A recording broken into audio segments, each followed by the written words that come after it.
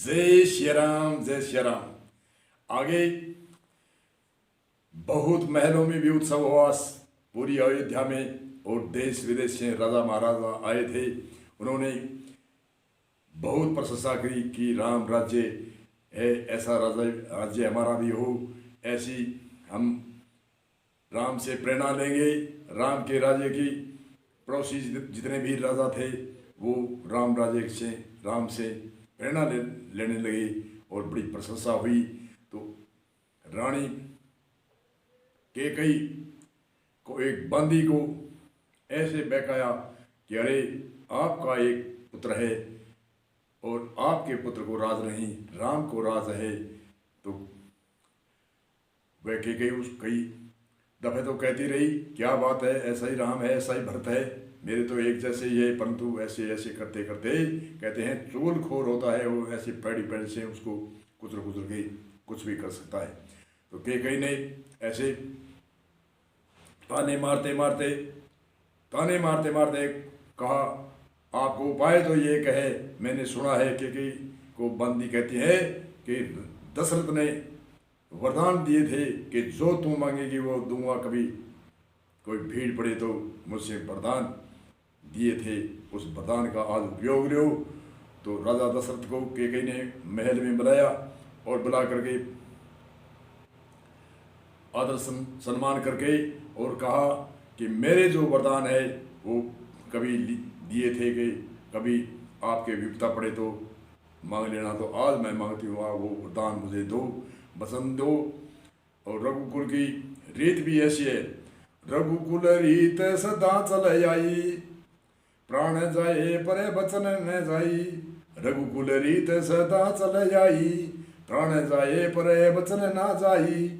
ऐसी रीत थी रघुकुल की। तो रानी ने कहा, राम को वनवास और भरत को राज। उस समय ही दशरथ का क्या हुआ हम ज़्यादा टिप्पणी नहीं करते हैं। पूरे महल में क्या हुआ, पूरी अयोध्या में क्या हुआ, बहुत एक कुदृष्टि भाव से देखने लगी कैकेयी को। और राम को वनवास का आदेश दिया दशरथ ने, बड़े रोते रोते ही कहा भरत को राज तिलक होगा। तो राम ने पहले तो राम के जो राज तिलक दिया था उस समय भी कोई खुशी नहीं थी, और जो वनवास का कहा तो उस समय भी राम हंसमुख थे। राम की हम कहीं भी फोटो देखते हैं तो हंसमुख से देखते हैं, उसकी निराशा की फोटो हम जो चित्रों में देखते हैं, चाहे पत्थर की हो, चाहे कागज़ की हो, चाहे कैसी भी हो, उसमें हंसते हुए की एक चमक हमें दिखती है।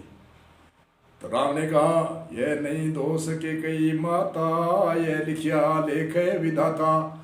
यह नहीं दोष कैकेयी माता, यह लिखिया लेख विधाता। ये भाषा बोली। तो राम वनवास में जाने के लिए चले तो सीता ने कहा मैं भी साथ में जाऊंगा, लक्ष्मण ने कहा मैं भी साथ में जाऊंगा। और लक्ष्मण ने अपनी माता से पूछा, तीनों माताओं से पूछा, तो सभी ने आज्ञा दी कि जाओ चलो राम की सेवा करो। और राम की सेवा लक्ष्मण बड़ा भाई समझकर करता था, करने की इच्छा थी। वो आगे जो लक्ष्मण और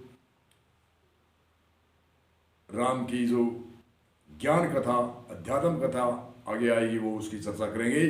तो अब तो एक शॉर्टकट में कहते हैं, जैसे राम वन को चले और उधर भरत को बुलावा दिया, और भरत ननियाल था और ननियाल से आए तो उसने बड़ी ताम झूम करी, बड़ी गुस्सा, माता के प्रति गुस्सा हुआ, क्यों मेरे बड़े भाई राम को आपने वनवास दिया, मैं राज तिलक नहीं देना चाहता, क्यों मुझे पूछे बिना ऐसे कैसे किया। परंतु कभी वो गुस्से में आकर के मिलिट्री और घोड़े लेकर के राम के पीछे चले भरत, और पैरों से उभाड़े और चलते गए। जब राम के पास में पहुँचे तो कोई तो अलग अलग भाव करते थे। लक्ष्मण करता था, क्या पता हमारे को मारने के लिए आता है, कैसे आता है। परंतु राम ने बड़ी धीरज से उनको आश्वासन दिया, भरत मेरा भाई ऐसा है, मारने वाला नहीं है। तो भरत आया, पैर बाणी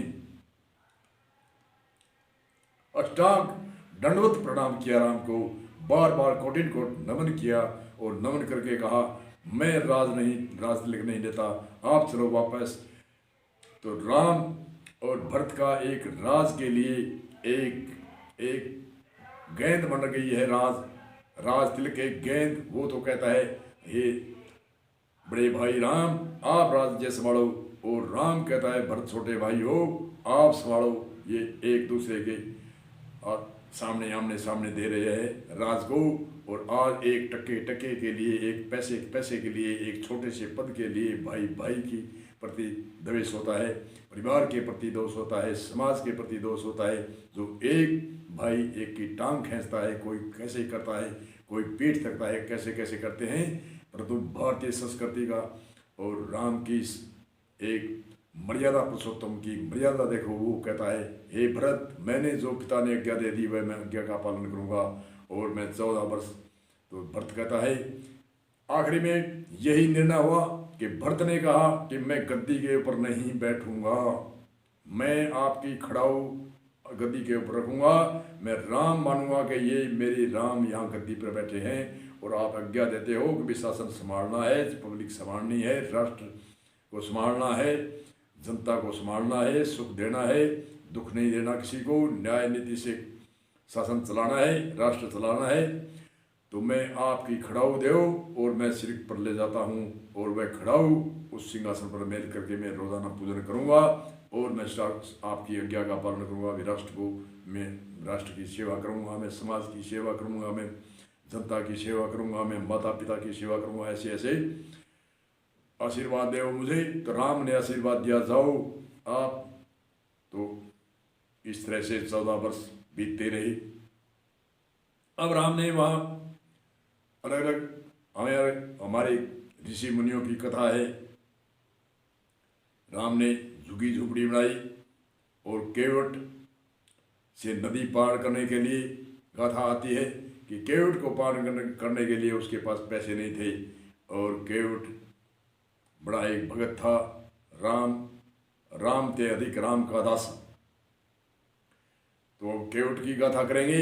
इससे पहले इस सूत्र को विराम देते हैं। आगे जो ऋषि मुनियों से जो चर्चा होती है राम की, और क्या क्या ज्ञान चर्चा होती है, क्या क्या राष्ट्र की चर्चा होती है, क्या भक्तों की चर्चा होती है, क्या ज्ञान योग ब्रह्म योग आदि आदि अनेक तरह की चर्चा होती है, तो आगे चर्चा करेंगे। यहाँ एक विराम देते हैं। मतलब जय श्री राम जी।